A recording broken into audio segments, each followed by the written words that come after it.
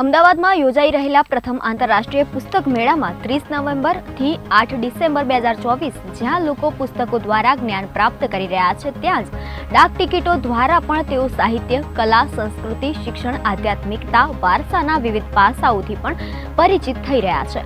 ભારત સંસ્કારના શિક્ષણ મંત્રાલય, national book trust અને અમદાવાદ મ્યુનિસિપલ કોર્પોરેશનના નેજા હેઠળ આયોજિત આ પુસ્તક મેળામાં ભારતીય ટપાલ વિભાગનો સ્ટોલ પણ લોકો માટે આકર્ષણનું કેન્દ્ર છે.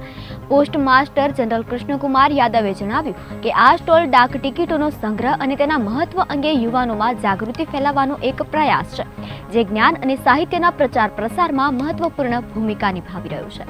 અહીં વિવિધ પ્રકારના ડાક ટિકિટ, વિશેષ આવરણ, શ્રી રામ જન્મભૂમિ મંદિર પર આધારિત સુગંધિત ડાક ટિકિટ સેટ, ખાદી પોસ્ટકાર્ડ, વર્ણમાળા, ફિલાયટી પુસ્તકો, કોફી મગ, ટી શર્ટ સહિત અનેક ફિલાટેલિક ઉત્પાદનોનું પ્રદર્શન કરવામાં આવ્યું છે. પુસ્તક મેળા મુલાકાત પછી અહીં બાળકો દ્વારા પોતાના અનુભવોને સંરક્ષિત કરતા પત્રો મોકલવાની સુવિધા પણ અહીં ઉપલબ્ધ છે.